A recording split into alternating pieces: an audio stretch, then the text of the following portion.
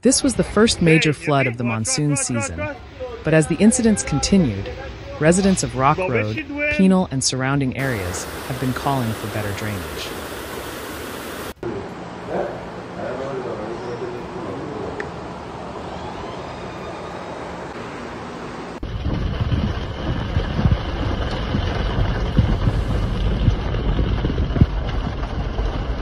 The heavy rain started falling at around 10 p.m. on July 16th, accompanied by a tropical wave.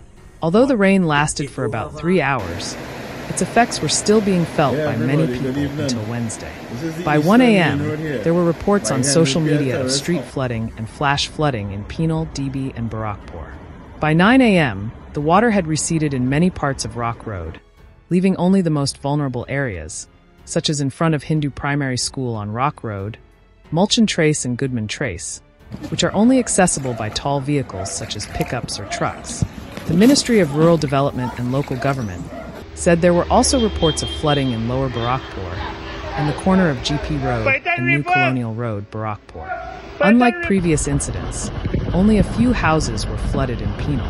When Newsday arrived at around 10 a.m., Mulchan Trace resident Sunita Bakyu said the water was almost knee-deep in front of her house. The water is so high, you can't even get out to go anywhere. If you have an emergency, you can't get through here. Luckily for her, the water wasn't high enough to enter her house like it had been in the past. However, she complained that the water was high enough to enter her garden, where she makes her living, damaging her crops.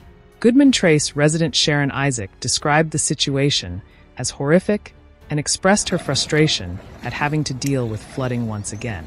This is not something we've had to deal with at this time. This has been going on for the last 10 years, and it's just sad and ridiculous.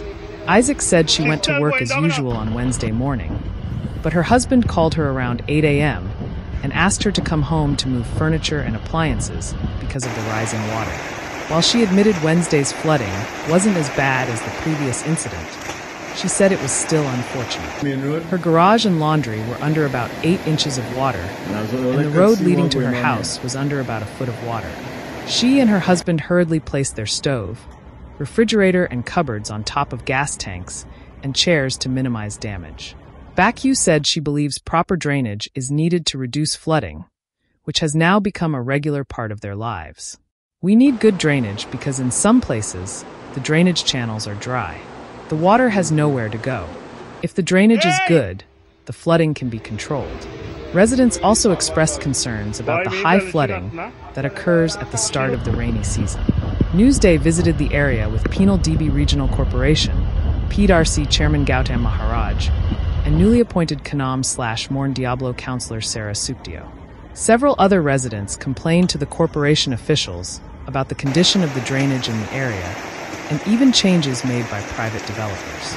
Maharaj said the corporation has been aggressively cleaning the drainage channels. He said there are many drainage channels under the jurisdiction of the Ministry of Public Works and Transport and the Ministry of Agriculture, which are also cleaned by the PDRC. He said some of the drainage channels need repair or upgrades, but lamented that the corporation has not received the necessary funds to carry out the work.